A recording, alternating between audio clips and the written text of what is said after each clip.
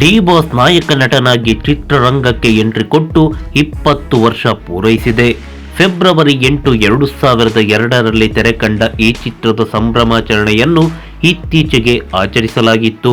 ಹಾಗೆ ಈ ಸಿನಿಮಾವನ್ನು ಡಿ ಬಾಸ್ ಹುಟ್ಟುಹಬ್ಬದ ಪ್ರಯುಕ್ತ ರಿಲೀಸ್ ಮಾಡಲಾಗುತ್ತೆ ಎಂದು ಅನೌನ್ಸ್ ಕೂಡ ಮಾಡಲಾಗಿತ್ತು. ಅದರಂತೆ ಈಗಾಗಲೇ ಚಿತ್ರದ ಪೋಸ್ಟರ್ ಒಂದು ರಿವೀಲ್ ಆಗಿದೆ. ಈ ಪೋಸ್ಟರ್ ಅನ್ನು ನೋಡ್ತಿದ್ರೆ ಹಲವು ಪ್ರಶ್ನೆಗಳು ತಾನಾಗಿಯೇ ಹುಟ್ಟುತ್ತೆ. ಈ ಪೋಸ್ಟರ್ ಅನ್ನು ಗಮನಿಸುವಾಗ ಮೊದಲನೆಯದಾಗಿ ಕಣ್ಣಿಗೆ ಬೀಳೋದೇ ಪ್ರಸನ್ನ ಚಿತ್ರಮಂದಿರದ ಹೆಸರು. ಹೌದು, ಈ ಚಿತ್ರ ಎಲ್ಲೆಲ್ಲ ಯಾವೆಲ್ಲ ಚಿತ್ರಮಂದಿರಗಳಲ್ಲಿ ತೆರೆ ಕಾಣುತ್ತೆ ಅಂದರೆ ಉತ್ತರವಿಲ್ಲ. ಆದರೆ ಪ್ರಸನ್ನ ಚಿತ್ರಮಂದಿರದಲ್ಲಿ ತೆರೆ ಕಾಣೋದಂತೂ ಕನ್ಫರ್ಮ್. ಮೊದಲೆಲ್ಲ ಗಾಂಧಿನಗರದ ಚಿತ್ರಮಂದಿರಗಳ ಹೆಸರು ಆರಂಭದಲ್ಲೇ ಫಿಕ್ಸ್ ಆಗ್ತಿತ್ತು.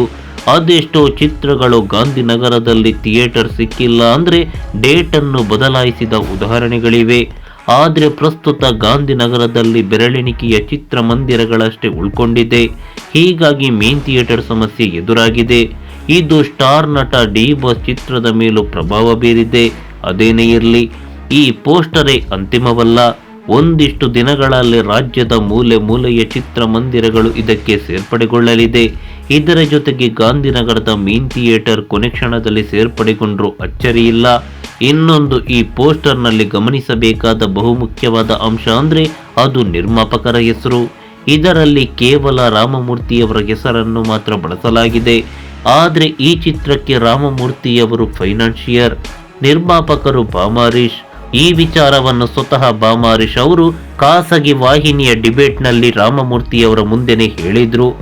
ಆದರೆ ಅವರ ನಡುವಿನ ಒಪ್ಪಂದದಂತೆ ಮೊದಲ ಬಾರಿಗೆ ರಿಲೀಸ್ ಆದಾಗ ನಿರ್ಮಾಪಕ ಬಾಮಾರೀಶ್, ಅದರ ಕೆಳಗೆ ರಾಮಮೂರ್ತಿಯವರ ಹೆಸರನ್ನು ನಿರ್ಮಾಪಕ ಎಂದು ಹಾಕಲಾಗಿತ್ತು. ಇದಕ್ಕೆ ಮತ್ತಷ್ಟು ಪುಷ್ಟಿ ನೀಡುವಂತೆ ಈ ಹಳೆಯ ಪೋಸ್ಟರ್ಗಳೇ ಅದನ್ನು ಸಾರಿ ಸಾರಿ ಹೇಳುತ್ತೆ, ಮುಖ್ಯ ನಿರ್ಮಾಪಕ ಯಾರು ಅನ್ನೋದನ್ನು. ಆದರೆ ಪ್ರಸ್ತುತ ಪೋಸ್ಟರ್ನಲ್ಲಿ ಹರೀಶ್ ಅವರ ಹೆಸರನ್ನು ಕೈಬಿಟ್ಟಿದ್ದು ಏಕೆ ಎನ್ನುವುದೇ ಅರ್ಥವಾಗ್ತಿಲ್ಲ. ದರ್ಶನ್ ಮತ್ತು ಹರೀಶ್ ಅವರ ಮಧ್ಯೆ ವೈಮನಸ್ಸು ಇರೋದು ಎಲ್ರಿಗೂ ಗೊತ್ತಿರುವಂಥದ್ದೇ. ಮನಸ್ತಾಪ ಏನೇ ಇರಲಿ, ಹರೀಶ್ ಅವರ ಸಿನಿಮಾ ಮೇಲೆ ಅವರ ಹೆಸರನ್ನು ಸೌಜನ್ಯಕ್ಕಾದರೂ ಹಾಕಲೇಬೇಕಿತ್ತು. ಅದು ಬಿಟ್ಟು ಕೇವಲ ಎರಡನೇ ನಿರ್ಮಾಪಕನ ಹೆಸರನ್ನು ಮಾತ್ರ ಹಾಕಿದ್ದು ಎಷ್ಟು ಮಟ್ಟಿಗೆ ಸರಿ? ನಿರ್ಮಾಪಕರನ್ನು ಅನ್ನದಾತ ಎಂದು ಕರೆಯುವ ಗೌರವವನ್ನು ಸೂಚಿಸುವ ದರ್ಶನ್ ಅವರಿಗೆ ಈ ವಿಚಾರ ತಿಳಿದಿಲ್ವೇ ಗೊತ್ತಿಲ್ಲ. ಆದರೆ ಹರೀಶ್ ಅವರ ಹೆಸರನ್ನು ಪೋಸ್ಟರ್ನಲ್ಲಿ ಬಳಸದೇ ಇದ್ದಿದ್ದು ಮಾತ್ರ ಖಂಡನೀಯ. ನಮಸ್ಕಾರ.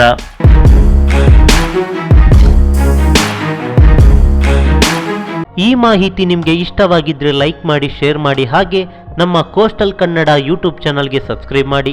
ನಮ್ಮ ಹೆಚ್ಚಿನ ಅಪ್ಡೇಟ್ಸ್ಗಳಿಗಾಗಿ ಕೋಸ್ಟಲ್ ನೆಟ್ವರ್ಕ್ ಇನ್ಸ್ಟಾಗ್ರಾಮ್ ಪೇಜ್ ಹಾಗೆ ಫೇಸ್ಬುಕ್ ಪೇಜ್ಗೆ ವಿಸಿಟ್ ಮಾಡಿ. ಧನ್ಯವಾದಗಳು.